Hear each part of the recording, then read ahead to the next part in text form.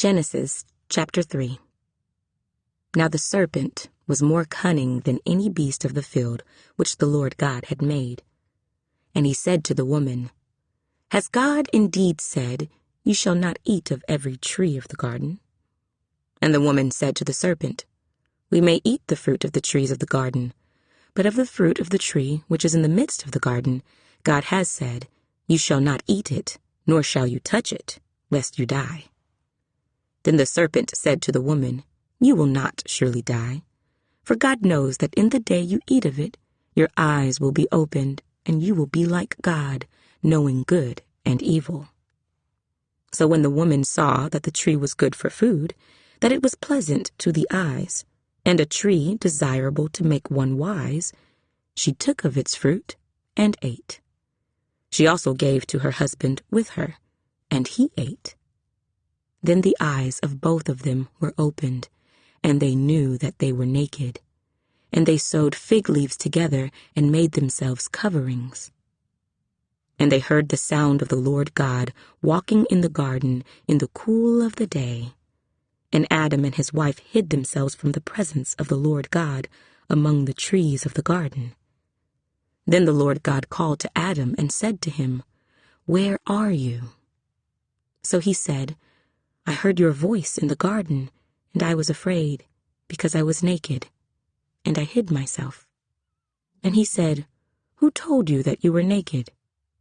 Have you eaten from the tree of which I commanded you that you should not eat? Then the man said, The woman whom you gave to be with me, she gave me of the tree, and I ate. And the Lord God said to the woman, What is this you have done? The woman said, The serpent deceived me, and I ate. So the Lord God said to the serpent, Because you have done this, you are cursed more than all cattle, and more than every beast of the field. On your belly you shall go, and you shall eat dust all the days of your life. And I will put enmity between you and the woman, and between your seed and her seed. He shall bruise your head, and you shall bruise his heel. To the woman he said, I will greatly multiply your sorrow and your conception. In pain you shall bring forth children. Your desire shall be for your husband, and he shall rule over you. Then to Adam he said, Because you have heeded the voice of your wife, and have eaten from the tree of which I commanded you, saying, You shall not eat of it. Cursed is the ground for your sake. In toil you shall eat of it all the days of your life. Both thorns and thistles it shall bring forth for you, and you shall eat the herb of the field. In the sweat of your face you shall eat bread, till you return to the ground, for out of it you were taken.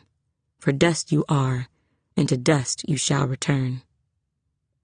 And Adam called his wife's name Eve, because she was the mother of all living. Also for Adam and his wife the Lord God made tunics of skin, and clothed them. Then the Lord God said, Behold, the man has become like one of us, to know good and evil. And now, lest he put out his hand and take also of the tree of life, and eat, and live forever. Therefore the Lord God sent him out of the Garden of Eden, to till the ground from which he was taken. So he drove out the man, and he placed cherubim at the east of the Garden of Eden, and a flaming sword which turned every way, to guard the way to the tree of life.